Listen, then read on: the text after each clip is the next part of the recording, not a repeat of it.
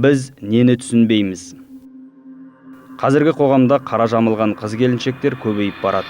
Тұмшаланып алғандардың айналасына дене тітіргендіріп, түрлі көзқарас туындататыны айдан анық. Бұл бізге тән бе? Әйел затының ұзын киім киюі, басына орамал салуы исламнан басқа діндерде де бар. Мәселен, көне иудей дінінде басы жалаңаш әйелдің қасында жасаған дұға қабыл болмайды деген бар. Ал католик дінінде әйелдердің басына орамал салып жүруін міндеттейтін арнайы бап бар.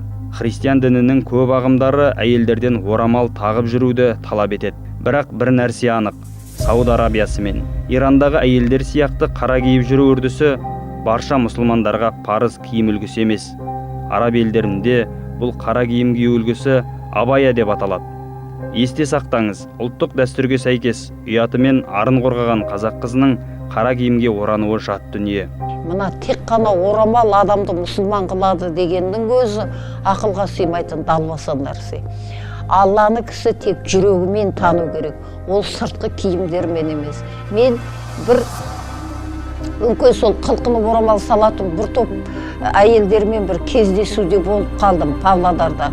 Сонда қап-қара киінген жап-жас үш-төртеуі арт жағында отырды. Жай ғана сұрау қойдым. Қарағым, неге қара киіп жүрсің? Қазақта қараны кию, күйеуі өлген кезде әйелі қара киеді. Бұны қаралы әйел дейді. Үйдің сыртына қара ту іледі.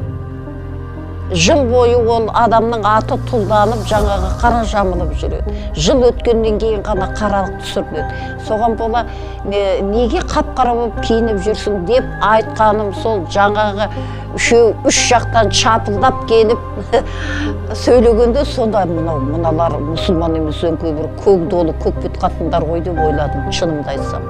Оларға сөз түсіндіру мүмкін емес. Олар бір мода сияқты қабылдап алған. Әрине, қазақ қыздары да келіншектері де жалаңбас жүрмеген.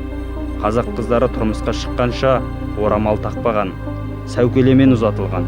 Некесі қиылғанға дейін сәукелемен жүріп, некесі қиылған соң сәукелені шешіп, желегін ғана қалдырады. Қазақтың желегі түспеген келін деп атайтыны сол.